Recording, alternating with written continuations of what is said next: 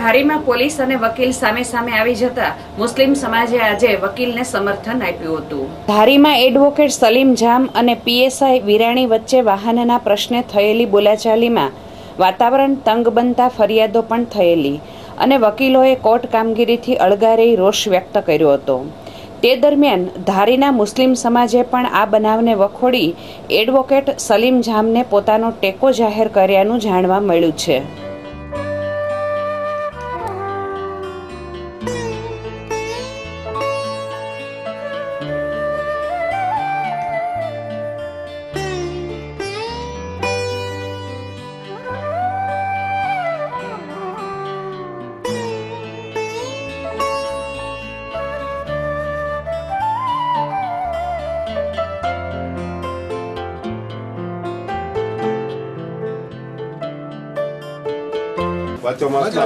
આથી અમો નીચે સહી કરનાર તમામ ધારી તાલુકા મુસ્લિમ સમાજ દ્વારા આ આવેદન પત્રની વિગતે આવેદન આપીએ છીએ કે અમરેલી જિલ્લાના ધારી તાલુકાના પોલીસ સબ ઇન્સ્પેક્ટર રાધેશ્યામ નાગરદાસ વિરાણીના અસભ્ય વર્તન અને સજ્જન બાહોશ આબરૂદાર વિદ્વાન વકીલશ્રી વિરુદ્ધ ખોટી રીતે ગુનો દાખલ કરીને જાહેરમાં માનહાનિ કરી ખોટી રીતે બેરહેમીથી ઢોરમાર મારી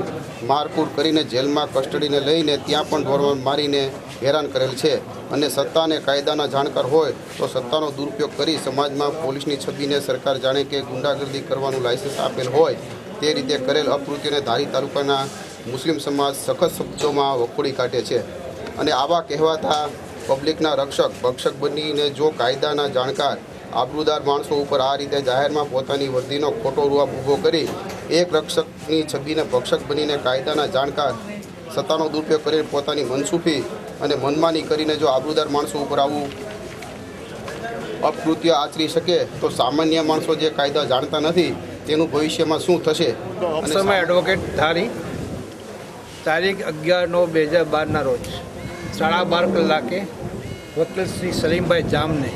કોર્ટ કમ્પાઉન્ડમાંથી માર મારી અને પોલીસવાળા પીએસઆઈ વગેરે એના ખાતાના લોકો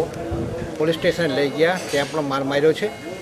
અને કોઈ પણ કારણ વગર ખાલી પાર્કિંગની બાબતમાં સામાન બાબતમાં જે એમને વોટનો પ્રશ્ન બનાવેલો છે અને જે કોઈ નોટિફિકેશન નહોતું, કોઈ જાહેરનામું નહોતું। અમને ખ્યાલ છે ત્યાં સુધી અમારે કોર્ટનું પણ કોઈ એવું ઓર્ડર નથી રેકર્ડ ઉપર કે અહીંયા પાર્કિંગ ન કરવું અને વકીલોના આજે 30 વર્ષથી અહીંયા વાહન પાર્કિંગ થતા એવા છે। પ્રથમ વખત એવું બન્યું છે કે પોલીસે આ વકીલ આલમ ઉપર આવો હુમલો કર્યો છે જેને અમે સખતથી વખોડી કાઢ્યું છે। તારીખ 11થી લઈને 17/9 સુધી સવારના સુધી અમે હાલમાં જે કોર્ટ કાર્યવાહી અલિપ્ત થયા છીએ અને પીએસઆઈ વગેરે 4-5 જણા પોલીસવાળા ખાતા સામે ફરિયાદ પણ થયેલી છે, નામદાર કોર્ટ રૂબરૂ થઈ છે અને અમારા વકીલવાર બહારના જે સભ્ય છે કોર્ટની ફરજ ઉપર હતા, જે કોર્ટ ઓફિસર કહેવાય છે, એના ઉપર હાથ ઉગામી શકાય નહીં। During the duty of the his himself કોર્ટની ડ્યુટી ઉપર હતા, વકીલાલમાં અને કોર્ટ ઉપર હુમલો થયો કહેવાય છે અને અમે એવું માનીએ છીએ કે આ રીતે જો સામાન્ય પ્રજા સાથે શું કઈ રીતનો આ લોકો વ્યવહાર કરતા હશે અને 3rd ડિગ્રી વાપરવામાં આવી છે। અમારી સામે જે નોટિફિકેશન કાયદેસર પગલાં લેવામાં આવે કાંઈ વાંધો નહીં, અમે પાલન કરવા તૈયાર છીએ।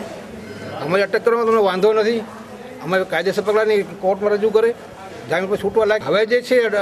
અમે જે માગણી કરી છે, અમે આવેદનપત્ર આપ્યું છે ડીએસપી સાહેબને, ડીએસપી સાહેબે આ બધી વાતો અમને સાંભળીને અને તપાસ કરવાની ખાતરી આપી છે અને અમે આ જે લોકોએ આ અમારી સાથે જે એનો હુકમ કાયદા વિરુદ્ધનું હોય અને અમારી સામે જે કાર્યવાહી કરી છે એ લોકોને અહીંથી ટ્રાન્સફર કરવા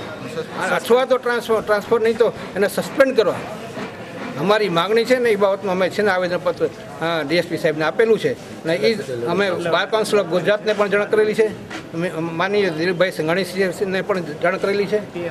અને શ્રી પીએમ સાહેબને પણ અમે જાણ કરેલી છે। એટલે અમારો જ્યાં સુધી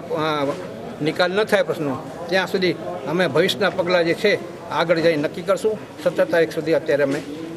મુસ્લિમ સમાજ ધારીએ અને અમારું સમર્થન આપેલું છે અને આજે આવેદનપત્ર અહીંયા મામલતદારશ્રીને બધે આપેલું છે અને એનો પૂરેપૂરો સપોર્ટ છે અને અમારા વકીલ મંડળનો તો સપોર્ટ છે અને ગુજરાત બાર એસોસિએશન અમને સપોર્ટ આપેલો છે। આ તમામ સંસ્થાઓ અમારા જે કાર્ય છે, અમારું જે અમે જવાબદારી નિભાવીએ છીએ અને એને છે ને પૂરેપૂરી રીતે સમર્થન આપીને અલિપ્તથી પણ રહ્યા છે અને છેલ્લે સુધી લડવાની અમને વાંહેધરી પણ આપી છે અને અમને વચન પણ આપ્યું છે અમને સાથે કરાવવા જે છે ને અમને આખા ગુજરાતના જેટલા બાર એસોસિએશન છે એમાં લાઇબ્રેરી ફાળવવામાં આવે છે